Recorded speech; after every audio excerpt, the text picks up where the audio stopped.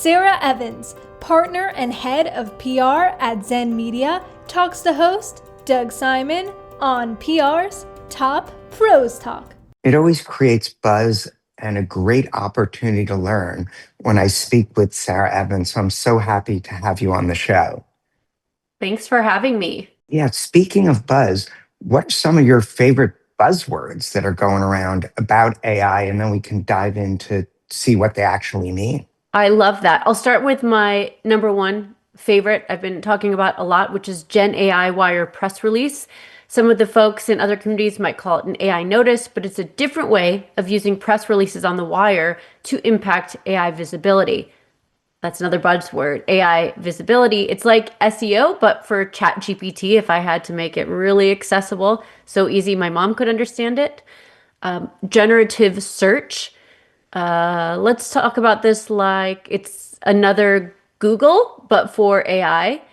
Answer engine optimization. This is kind of a trendy SEO rebrand, but modern day SEO. It's combined SEO and generative search. You might also call it GEO. It's got lots of different names right now. It was GEO early. That's what we've sort of latched onto for what our products are. So maybe I'll get some advice from you of whether I should jump on the AEO bandwagon, AI discoverability, AI search. But really what this is all about is that instead of worrying about SEO, an incredible number of people are discovering content using AI search. And that includes people who just go on Google, throw in keywords, and end up with an AI overview at the top. How is that forcing change on how PR and marketing communications are being handled? Well, if you think about it, for at least a large percentage of my career, we were trying to optimize for those 10 blue links on Google's homepage. And with the onset of social media and the onset of search engine optimization, we've had to go through a few iterations of this in our career. So we're not new to this. This is just a really big moment in time. So now we're not only optimizing for what would have been traditional SEO, also opportunities to show up in Google News and those sorts of opportunities, but also for how brands are being or showing up as an answer when people enter prompts. And prompts aren't always questions. Sometimes they're actual long tail phrases people string together. Sometimes they're tasks that you ask a system to do for you. And sometimes people are dropping in really big proposals and say, should I make this $53,000 commitment?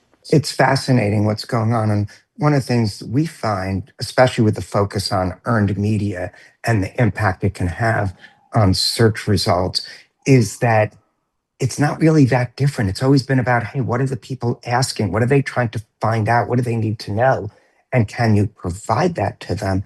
But now it seems like there's an incredible leap forward in actually understanding in mass what they're really trying to identify and being able to optimize for that. I'm so glad you brought that up because it is something I've been really trying to push, that when I talk about writing for machines, it actually makes us write better for humans, because machines like very simple language to describe something. And for a long time, there's been a disconnect with brand messaging where they want to have, category creation language or get super creative, as we know our marketing counterparts like to do. And it didn't align with what people were actually looking for. Now, the layer of SEO started to make us beholden to that with SEO keywords. What are people searching and typing?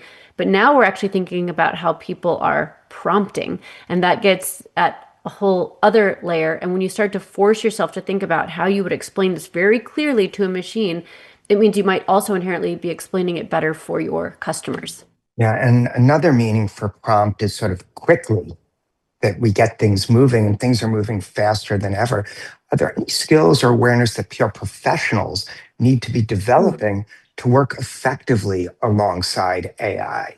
I don't want to create fear for my peers. And most times I talk about this in a dual pathway capacity. Traditional PR still has a place. Traditional earned media still has a place. And if you are going forth and doing that job, you are inherently going to impact generative search. However, I do believe that at some point in the next 18 months, without giving away my what what's next answer, some things will happen that will require us to have an additional layer of skills. And that does require some basic SEO knowledge, because some of the things that apply there apply to how we structure, schema, format some of our content. A refresher on owned media and the importance of that, because that impacts a lot of generative search. You still need your earned media chops, and then this layer of GEO, AI scientist. That's probably an accelerated version, but all of those different pieces will build the modern day comms professional. Yeah, and we're also seeing that AI-led purchasing processes can benefit B2B organizations, and we'll get into that with agentic AI that you're really moving out front.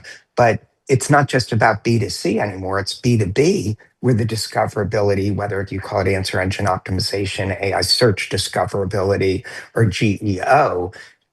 Businesses that sell to business are increasingly finding it important to be discovered. Beyond. We kind of joke, my CEO and I, that all B2B decisions will be made in AI by 2030. And that's not so far off, and it's not so far-fetched. I mean, we're seeing decisions being made in many different ways. I actually was searching one of our clients today in Google AI Overview, and I took a screenshot because ads came up in a new place. I've never seen ads before. And their product was up there. And so I don't know right now what the algorithm was changed or what it's showing, but it showed ads, then the Google AI overview, and then went into general search. Wow, that's fascinating. Obviously, they're going to have to figure out ways to monetize all Yeah. this growth when the costs are so extreme.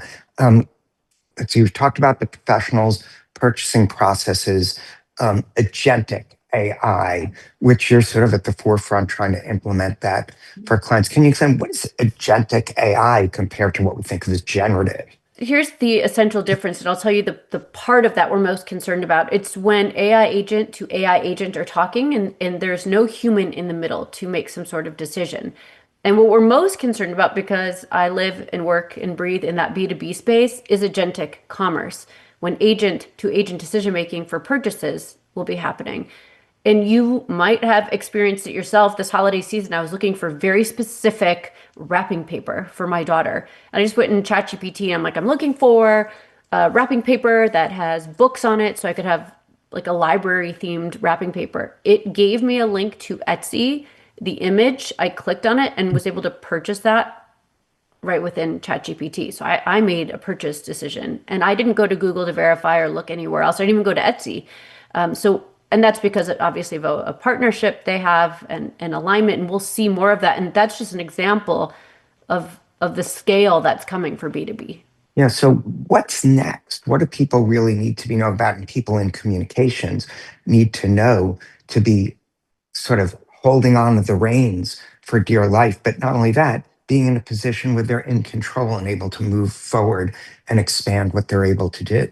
I have some very intense thoughts on this, as you know, Doug. And I think there is a progression. And without getting too overwhelming, that baseline, even though for me, I feel like I've been talking about this for a year, but I do think it's what's next is just an understanding of AI visibility, how your brand is being interpreted by AI, how it shows up, and how it shows up in what you predict your ICP or super consumer, and that's the most important thing, how you think they are prompting. And that's where PR professionals are going to be forced to think a little bit like marketers.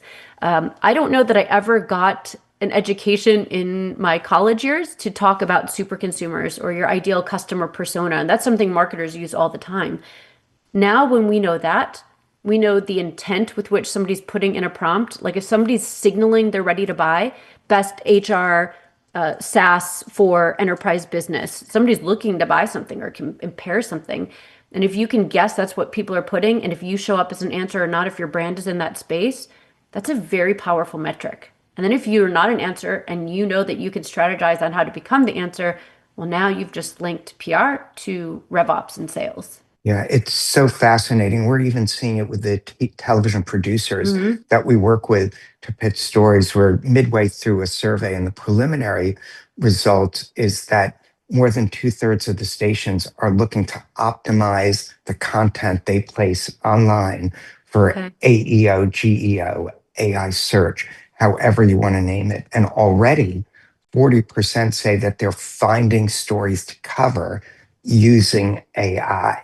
So it's really coming at it from all directions that there's going to become a greater need to optimize your pitches for what people want to know. And you even referenced this before, how it's Yes. getting away from that jargon that so Yes. many good PR people were maybe forced into. And that's one of the sort of fun reactions we've got when we tell people about our AI powered broadcast media tours is we did a report for them. One of them was like, oh my God, I love this. No jargon. Right? I'm going to tell my Journalists client don't like it either. Media don't like it either. I'm fighting with my client because they always want to use jargon. And no one is going on these sites and asking jargon Yeah. laden questions.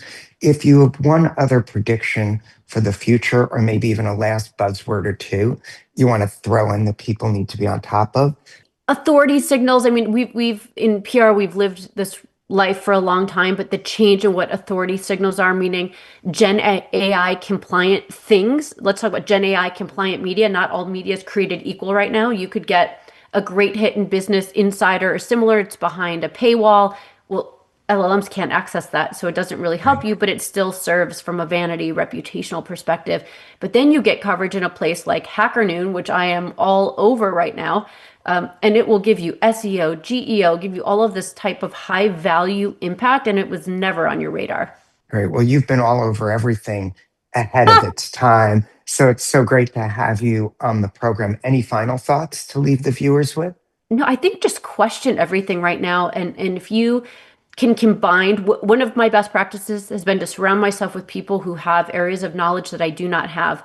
I am very lucky on our team. We have AI developers, AI scientists, but I'm talking to my marketing counterparts. I'm talking to SEO experts on what everyone is seeing. I'm very curious, which is really the key driver. I don't know everything. I'm just asking about as much as I can. We can go back to the days when you were among the first to evangelize Twitter. Right? And now here we are in this AI time period. It's so great to have you on the podcast. Thank you, Doug.